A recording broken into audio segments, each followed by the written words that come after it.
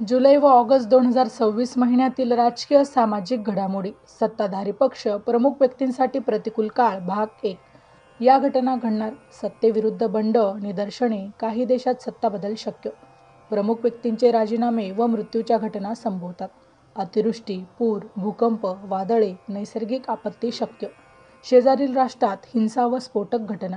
Share मार्केटमध्ये पडझड, देशाच्या आर्थिक स्थितीला प्रतिकूल परिणाम. स्त्रीवर्ग कलाकारांच्या मृत्यूची घटना.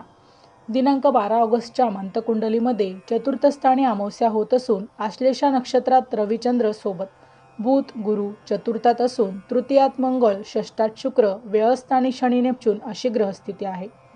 ग्रहस्थितीचा विचार करता चतुर्थातील अमावस्या बुध गुरुने युक्त असल्यामुळे जुलैचा उत्तरार्ध व ऑगस्टच्या पूर्वार्धात मोठी पर्जन्यवृष्टी संभवते.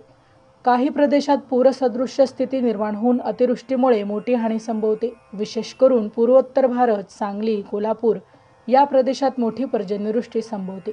या काळात नद्या व धरणे यांची पातळी सरासरी एवढी भरण्याची शक्यता राहील. देशाच्या उत्तर प्रदेशात, उत्तराखंड, हिमाचल प्रदेशात मोठ्या पावसाने नुकसान संभवते.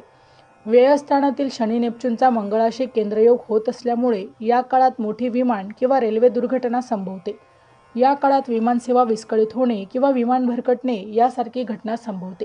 याच जोडीला जहाज व बोट दुर्घटना किंवा पुराच्या पाण्यात बुडून होणाऱ्या मृत्यूचे प्रमाण या काळात अनुभवास येईल.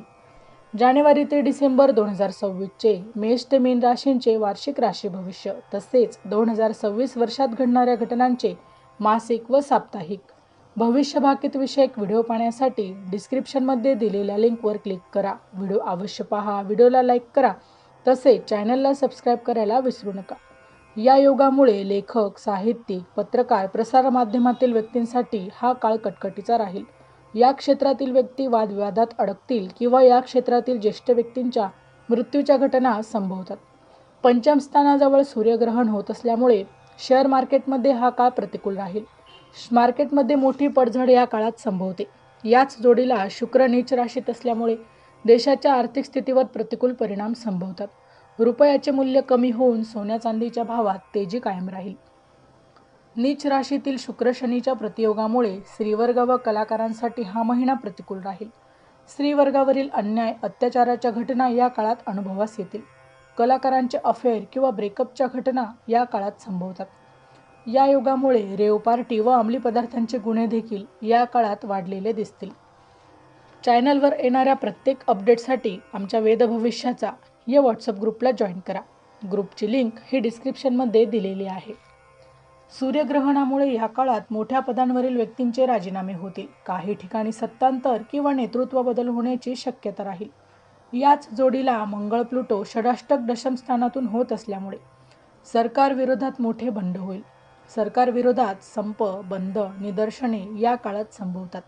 अमेरिकेसारख्या देशात सरकार विरोधात मोठी निदर्शने होतील. आशिया खंडातील काही देशात सत्ता बदल किंवा नेतृत्व बदल होण्याची शक्यता राहील. सत्तेविरुद्ध मोठी उठाव होतील. काही देशात लष्करी राजवट लागू होईल.